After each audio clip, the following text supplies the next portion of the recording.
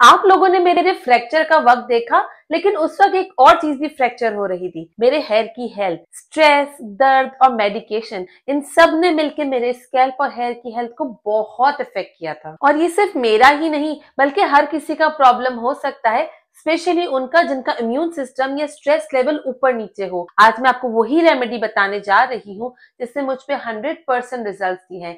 ये 100% scientifically backed है and बिल्कुल नेचुरल होने वाली है। देखिए, किसी फ्रैक्चर या बहुत बड़ी इंजरी के बाद हमारे बॉडी की सारी एनर्जी उसकी हीलिंग में लग जाती है, तो बाल बाल हो जाते हैं सेकेंडरी प्रायोरिटी। इस वजह से हमें हो जाता है टीलोजिन इफ्लूवियम। ये एक ऐसी कंडीशन है जिसमें अचानक से किसी बीमारी के बाद आपके बाल अचानक से झड़ने लग जाते हैं। मेडिकेशन यानी कि दवाइयां, स्ट्रेस हार्मोन, ऑब्वियसली आपको चोट लगी है, आपके स्ट्रेस हार्मोन रिलीज होंगे, और इमोबिलिटी यानी कि आपका चलना फिरना कम हो जाता है। ये सारी बातें मिलकर कंट्रीब्यूट करती है आपके हेयर फॉल के लिए। और उस पे सोने पे सुहागा, अब अगर हाथ का फ्रैक्चर है या कोई ऐसी बीमारी है जिससे आप स्कैल्प और हेयर कैरी नहीं कर सकेंगे, तो आपका स्कैल्प में बिल्डअप ज्यादा बढ़ेगा और हेयर ब्रेकेज भी बढ़ेगा। इसका मतलब ये है कि आपके हेयर टूटते चले जाएंगे। और वंस आपका स्कैल्प हेल्दी ही नहीं होगा, वो खाद हेल्दी ही नहीं होगी, तो उसमें से पौधे यानी कि हेयर कैसे ग्रो होंगे। इसीलिए स्कैल्प की केयर करना बहुत जरूरी है। तो चल के देख लेते हैं किस तरीके से इसको बनाना है। मैंने सिर्फ ये एक रेमेडी नहीं बल्कि एक और भी रेमेडी यूज करी थी, लेकिन आज की वीडियो में मैं आपसे यही वाली रेमेडी का डिस्कशन करने वाली हूँ। So without wasting any time, let's dive into the remedy. चलिए जी, रेसिपी स्टार्ट करते हैं। तो सबसे पहले बात करते हैं एलोवेरा की। मैंने रिसेंटली एक एलोवेरा का प्लांट खरीदा है। देखिए कितना प्यारा है, मगर ऑनेस्टली मुझे बिल्कुल नहीं पता कि इसकी केयर कैसे करनी है। क्या इसे डेली पानी देना होता है या इसे धूप में रखना जरूरी है? जो कोई भी एलोवेरा एक्सपर्ट है आप में से, प्लीज कमेंट करके बताइए कि किस तरीके से इसका ख्याल रखना है। ये एक बहुत ही खूबसूरत लिविंग बीइंग है और मुझे इसका ख्याल रखना जरूरी है। अब मैं इस प्लांट का एक पत्ता काट रही हूँ। इसे अच्छी तरह से हम वॉश करेंगे, मगर आपको पता है कि मेरी राइट हैंड में फ्रैक्चर है, इसलिए मैं प्रॉपरली वॉश नहीं कर पाई, लेकिन जितना हो सकता है मैंने कोशिश की है। अब इस पत्ते को एक ग्लास जार में पानी के साथ भरकर रख दीजिए और पूरी रात के लिए आपको रखना होगा। इससे जो येलोइश या पिंकिश सा मटेरियल निकलता है वो रिलीज हो जाएगा तब तक, और फिर आप उसको डिस्कार्ड कर दीजिएगा। ये स्टेप जरूरी है ताकि हमारी एलोवेरा क्लीन हो और हमारे स्कैल्प पे इरिटेशन ना हो। चलिए अब दूसरी तरफ चलते हैं। एक पैन ले लेते हैं और उसमें डालते हैं 4 टेबलस्पून फ्लैक्स सीड्स के यानी कि अलसी के बीज के। मैं यहाँ पे 4 टेबलस्पून इसलिए ले रही हूँ क्योंकि मेरे बाल लंबे हैं। अगर आपके बाल शॉर्ट या मीडियम लेंथ के हैं तो आप 2 टेबलस्पून भी ले सकते हैं। फ्लैक्स सीड्स का फायदा क्या है, सिंपल जुबान में बताऊं तो ये ओमेगा 3 फैटी एसिड से भरपूर होते हैं, जो स्कैल्प की इन्फ्लेमेशन को कम करते हैं, बालों को मॉइस्चराइज भी करते हैं और साथ ही साथ ब्रेकेज से बचाते हैं, यानी कि शाइन भी और स्ट्रेंथ भी बिल्कुल नेचुरली। तो अगर आपके बालों में कोई भी इंग्रेडिएंट सूट ना करता हो या आपने आज तक कोई रेमेडी इस्तेमाल ही ना की हो, आप फ्लैक्स सीड्स जरूर इस्तेमाल करके देखिए, आपको बहुत सूट करेगी। अब इसमें हम डालेंगे चिया सीड्स। चिया सीड्स यहाँ पे मैं 2 चम्मच के करीब डाल रही हूँ। ये फ्लैक्स सीड्स की आधी क्वांटिटी होगा। अगर आप 2 टेबलस्पून फ्लैक्स सीड्स ले रहे हैं तो 1 टेबलस्पून चिया सीड्स इनफ हो जाएगा। और वहीं पे अगर आप 4 टेबलस्पून अलसी के बीज ले रहे हैं जैसे मैं ले रही हूँ, तो चिया सीड्स आपको 2 टेबलस्पून चाहिए होगा। चिया सीड्स के अंदर होते हैं एंटीऑक्सीडेंट्स, जिंक और प्रोटीन। ये तीनों आपके बालों को स्ट्रेंथन करते हैं, हाइड्रेशन देते हैं और साथ ही साथ इलास्टिसिटी भी प्रोवाइड करते हैं। एक तरह से चिया जेल एक नेचुरल कंडीशनर का काम करता है, बिना किसी हार्श केमिकल के। आपने आज तक अपने बालों में फ्लैक्स सीड जेल तो बहुत लगाया होगा, लेकिन कितने लोगों ने चिया सीड्स लगाया है? आई एम श्योर आप लोगों ने आज तक नहीं लगाया होगा। अगर आप चिया सीड्स को इस तरीके से यूज करेंगे तो आपके बालों में डेफिनेट फायदा होगा। अब हम इसमें डालेंगे तकरीबन 2 बड़े कप पानी के। ये अप्रोक्सीमेट क्वांटिटी है, आप अपने फ्लैक्स सीड्स और चिया सीड्स के हिसाब से एडजस्ट कर सकते हैं, कोई भी प्रॉब्लम नहीं है। अब 2 तरीके हैं यहाँ पे। पहला तरीका तो ये है कि आपने इस मिक्सचर को एज इट इज मिक्स किया और कवर करके रख दिया। आपको इसे कम से कम पूरी रात के लिए कवर करके रखना है ताकि इसमें नेचुरली सोक हो जाए और इसमें चिया सीड्स फूल जाएंगे और फ्लैक्स सीड्स की वजह से इसमें एक जेल लाइक कंसिस्टेंसी बन जाएगी। और फिर आप पूरी रात इसको भिगोने के बाद अगले दिन बॉईल कर सकते हैं। और जो नंबर 2 तरीका है वो ये है कि अगर आप जल्दी में हैं तो इसे आप सीधा बॉईल कर सकते हैं। आपको इसको सोक नहीं करना, या बहुत तो इसको थोड़ी देर के लिए 5 से 10 मिनट जितना भी आपके पास टाइम है, आप इसे इस तरीके से इस पैन में सोक करके रख दीजिए। लीजिए। अब हम इस मिक्सचर को मीडियम हीट पर बॉईल होने देंगे। एक इम्पॉर्टेंट टिप याद रखिएगा, अगर आपका फ्लैक्सीड जेल कभी थिक नहीं होता, बहुत लिक्विड ही बनता है, तो उसका रीजन हो सकता है कि आपकी हीट बहुत तेज या हाई है। आप इसको अगर लो फ्लेम पे जेल बनाएंगे तो फ्लैक्सीड्स का म्यूसिलेज ग्रेजुअली रिलीज होगा और वही होता है असली जेल। जब ये अलसी के बीज और चिया सीड्स का मिक्सचर अच्छी तरह बॉईल हो जाए और थोड़ा ठंडा हो जाए, तब आप इस जेल को एज इट इज भी यूज कर सकते हैं। कोई एक्स्ट्रा स्टेप जरूरी नहीं है अगर सिंपल रखना चाहते हैं तो।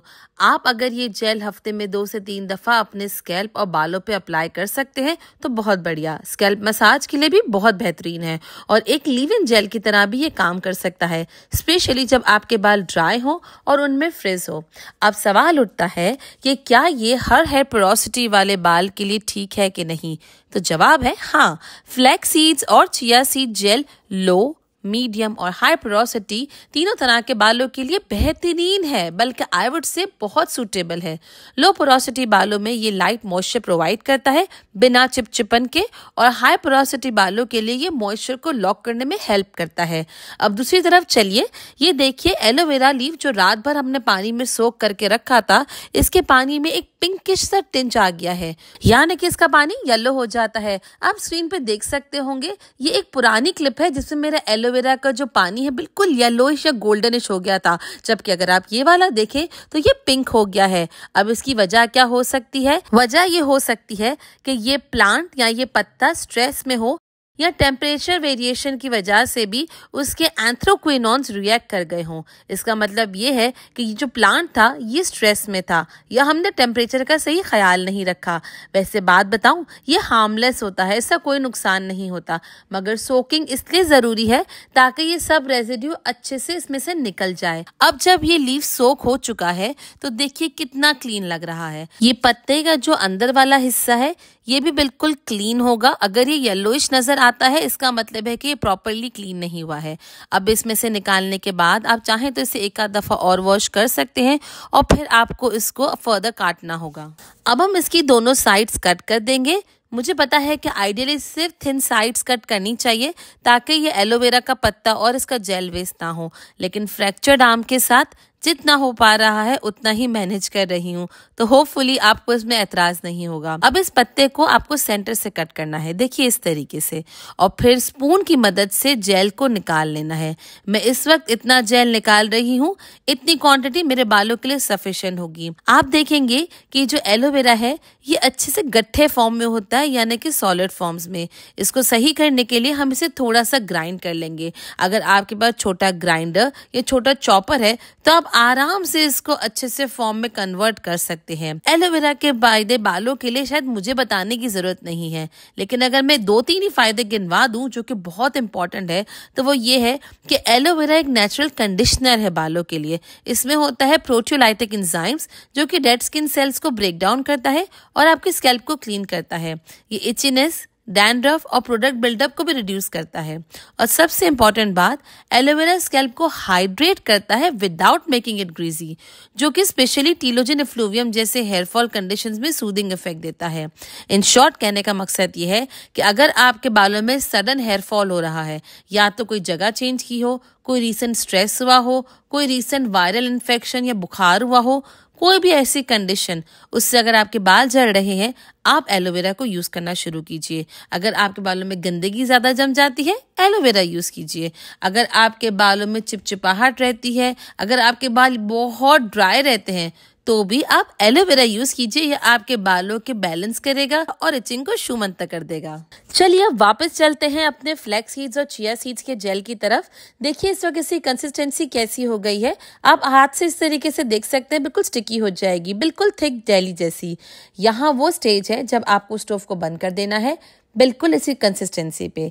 अब इसे आप स्ट्रेन करेंगे, लेकिन याद रहे जब जेल गर्म हो तभी स्ट्रेन करना इजी होता है। मैं एक स्ट्रेनर का यूज कर रही हूँ, लेकिन अगर आपका जेल ठंडा हो ही गया है तो फिर आपको चीज क्लॉथ या मसलिन क्लॉथ का यूज करना पड़ेगा, वरना जेल निकालना बहुत मुश्किल हो जाता है। और एक बात मैं यहाँ पे जरूर मेंशन करना चाहती हूँ, हमने इसमें फ्लैक्स सीड्स और चिया सीड्स की इतनी अच्छी खासी क्वांटिटी डाली थी कि नेचुरली थिक हो गया है। आप खुद देखें, जेल जेल अभी भी गर्म है लेकिन स्ट्रेन करने में काफी एफर्ट लग रहे हैं। मैं स्पून की मदद से इसे प्रेस कर रही हूँ, मिक्स कर रही हूँ ताकि जितना मैक्सिमम हो सके जेल निकल सके।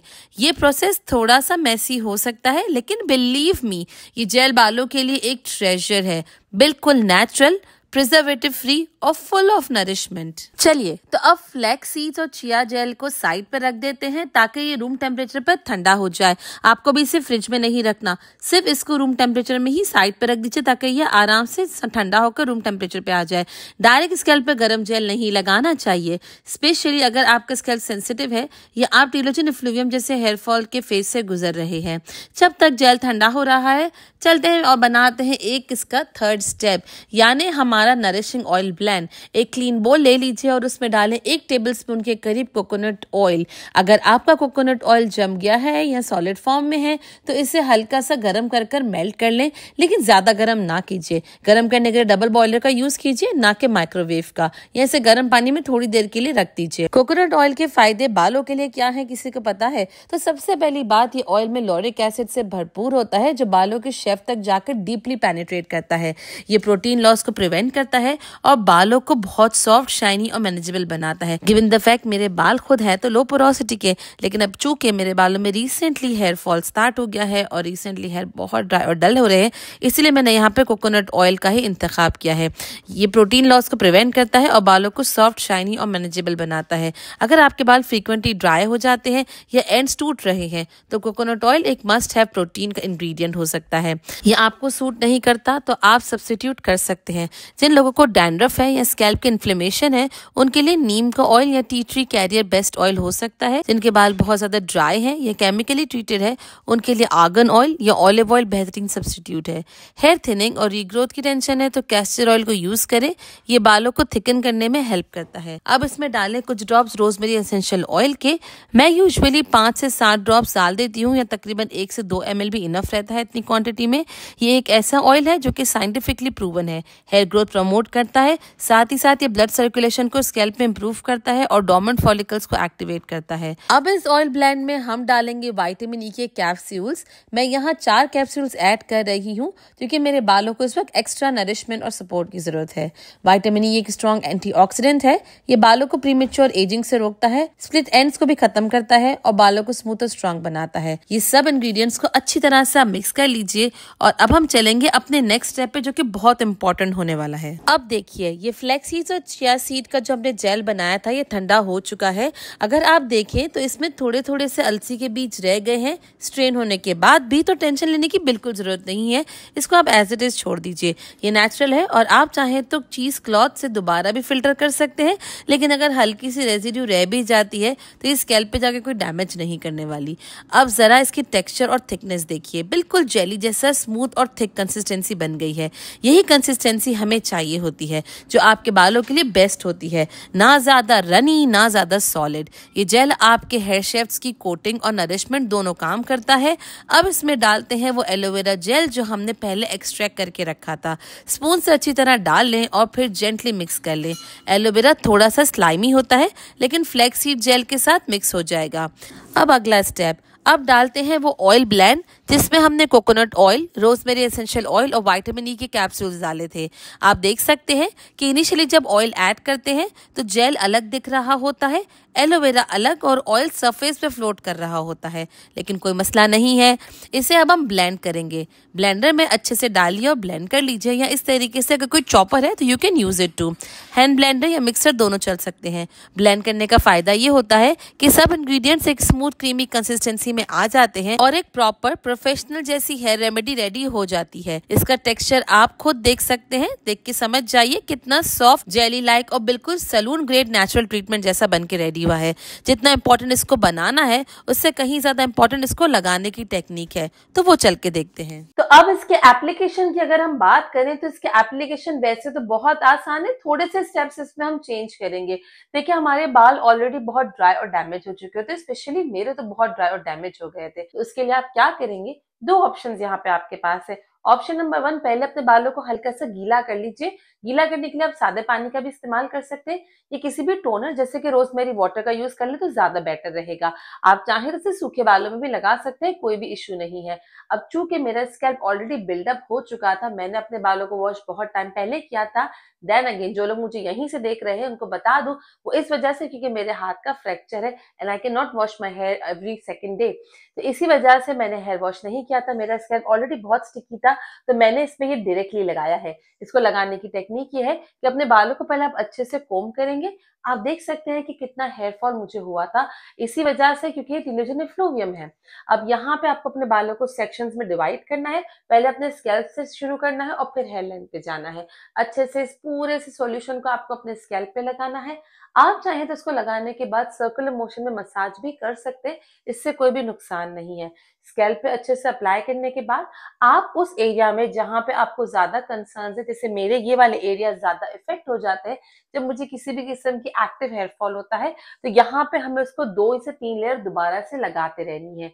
1 से 2 लेयर आपने लगाई और फिर अपने बालों की लेंथ की तरफ आप आ गए।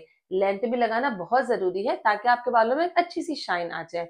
इस जेल को आपको हफ्ते में 3 दिन भी लगा सकते हैं, इसमें कोई भी प्रॉब्लम नहीं है। 2 से 3 दिन लगाने से आपके बाल सॉफ्ट होंगे और बहुत अच्छे और हेल्दी हो जाएंगे। 2 दफा के इस्तेमाल में ही आप इसमें डिफरेंस देखने लगेंगे कि कितने वाजे फर्क आपको दिखने लगे हैं। इस जेल को आप as a styling hair gel भी यूज कर सकते हैं, लेकिन अगर आपको एक्टिव हेयर फॉल है तो जिस तरीके से मैंने इस्तेमाल किया है उस तरीके से पूरे स्कैल्प और लेंथ पे अच्छी खासी क्वांटिटी आप लगा सकते हैं। अब आप देख सकते हैं फ्रैक्चर के टाइम पे मेरे हेयर किस तरीके से थे, ड्राई, डैमेज, डल, फ्रिजी। और अब आप कुछ ही हफ्तों के बाद इसके डिफरेंस देख सकते हैं कि बालों में कितना वाजे डिफरेंस आया है। इसी तरीके से अगर आपको भी कोई एक्टिव हेयर फॉल है, बाल ड्राई, डल, फ्रिजी हो चुके हैं, तो आप ये रेमेडी जरूर इस्तेमाल कर सकते हैं। अब मैं आपको बताती हूँ कुछ ऐसे क्वेश्चंस के आंसर जो डेफिनेटली आपके जहन में होंगे ही होंगे। क्वेश्चन नंबर 1 कि क्या ये रेमेडी बहुत चिपचिपापन दे देती है? बिल्कुल। अगर आप इसे इस तरीके से लगा रहे हैं एज अ हेयर मास्क, तो बिल्कुल इसको आपको रिंस आउट करना पड़ेगा।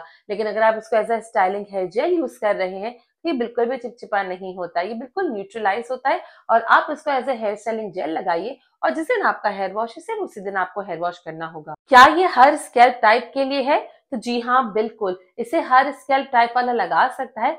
स्पेशली अगर आपका स्कैल्प बहुत ज्यादा ऑयली है या आपको इचीनेस और खुजली ज्यादा रहती है, फ्लेक ज्यादा रहते हैं, तो आप इसे जरूर लगाइए, आपको डेफिनेट फर्क पड़ने वाला है। ये मेरा अपना रिसेंटली ट्राइड एंड टेस्टेड है। सबसे इंपॉर्टेंट सवाल कि क्या इस रेमेडी को प्रेग्नेंट फीमेल या वो औरतें जो कि अपने बच्चों को मिल्क या दूध पिलाती हैं, क्या वो यूज कर सकते हैं कि नहीं? तो बिल्कुल आप इस रेमेडी को यूज कर सकते हैं, लेकिन सिर्फ उसमें से एसेंशियल ऑयल्स को आप स्किप कर दीजिएगा।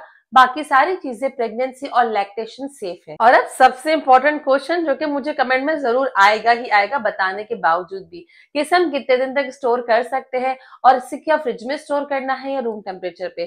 तो आप इसको फ्रिज में स्टोर कर सकते हैं 5 से 6 दिन तक के लिए, और 5 से 6 दिन के बाद अगर बच जाता है तो आप इसे डिस्कार्ड कर दीजिए और आप नया बना लीजिए। आई वुड हाईली एडवाइज, जो मैंने आपको क्वांटिटी बताई है ना, वो आपको एक दफा में ही पूरी हो जाएगी। DIY रेमेडीज जितनी फ्रेश होती है उतनी ही कारामत होती है। इसमें आपको खास कोई प्रिजर्वेटिव डालने की जरूरत नहीं है। फिर भी अगर आप रोजमेरी एसेंशियल ऑयल डाल रहे हैं, वो इट सेल्फ एक प्रिजर्वेटिव बन जाता है। और अगर आप मार्केट बेस्ड एलोवेरा जेल डाल देते हैं तो वो भी एक प्रिजर्वेटिव बन जाता है। स्टिल कम क्वांटिटी में बनाइए लेकिन इफेक्टिव बनाइए। नेक्स्ट क्वेश्चन कि क्या सिर्फ ये वाली रेमेडी करने से ही आपके बाल अच्छे हो गए वापस से? तो नहीं, मैंने ये रेमेडी भी की थी, इसके अलावा मैंने एक और रेमेडी की है जिसकी वीडियो मैं नेक्स्ट लेकर आऊंगी। लेकिन अगर आप कमेंट करेंगे तो ही साथ मैंने इसको लगाने से पहले हल्का सा रोजमेरी वाटर भी अपने बालों में स्प्रे किया था और मैंने पी थी हेयर ग्रोथ टी। वो hair growth tea already members के लिए आ चुकी है वीडियो, तो मेंबरशिप ज्वाइन करके वो वीडियो देखने के लिए आज ही इस लिंक पे क्लिक करके मेंबरशिप ज्वाइन कर सकते हैं। और कौन सा रोजमेरी वाटर मैंने अपने बालों में पहले स्प्रे किया था वो जानने के लिए आप यहाँ पे क्लिक कीजिए। मैं आपसे मिलती हूँ इन दोनों जगहों पे। Till then, bye bye.